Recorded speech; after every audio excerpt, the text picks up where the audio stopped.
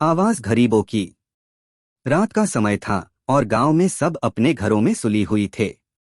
घर के अंधेरे में सिर्फ अपनी आवाज और अपने दर्द का साथ था। लेकिन उस रात कुछ ऐसा हुआ जो आवाजों का दरिया बहाया। रामू गांव का गरीब मजदूर अपने छोटे से बेटे के साथ अपने कच्चे मकान में सो रहा था। ठंडी रात की चपेट में वह अपने छोटे बेट को संभाल रहा था और उनकी आंखों में नींद का नशा था। अचानक उनके कानों में एक गर्जने जैसी आवाज सुनाई दी। वह अपनी आंखें खोलकर ऊपर की ओर देखने की कोशिश किया, लेकिन कुछ नहीं दिखाई दिया।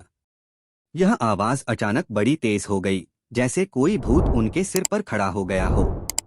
रामू की आवाज बच्चे को चौंका दी और वह उसे सुलाने का प्रयास करने लगा, लेकिन उस बात का कोई असर नहीं हुआ। गर्जने वाली आवाज बढ़ती जा रही थी और रामू के होश उड़ गए। फिर एक बार वह आवाज सुनी, लेकिन इस बार वह बिल्कुल साफ देख सका कि यह आवाज एक पुराने पेड़ की ओर से आ रही थी। वह पेड़ की ओर देखने के लिए बाहर निकला और वह देखा कि पेड़ के पास एक पुरानी कब्र थी और वहां से ही आवाज आ रही थी। रामू ने डरकर पीछे हटने की कोशिश की, लेकिन वह नहीं भाग सका। उसके पास कुछ समय के लिए यह ख्याल आया कि वह किसी विशेष चीज की आवाज सुन रहा है, लेकिन फिर उसकी आंखें वही चीज दिखाई दी जो उसने सोचा था। वह आवाज बड़ी भयानक थी और वह उसकी हड्डियों में ताकत से कांप रही थी।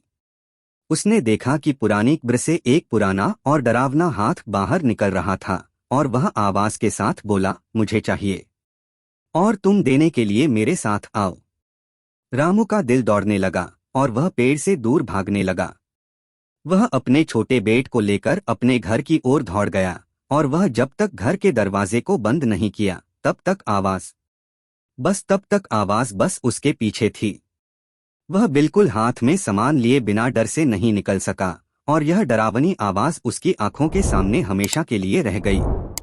उस रात वह अपने छोटे बेट के साथ सिर्फ अपनी आवाज को सुन सकता था और वह जान गया कि कभी कभी आवाजें हमें अपने दरिया में ले जाती हैं, जहां हमें कभी वापस नहीं आने देती। सब्सक्राइब टू भूतों का जहां। Please like share.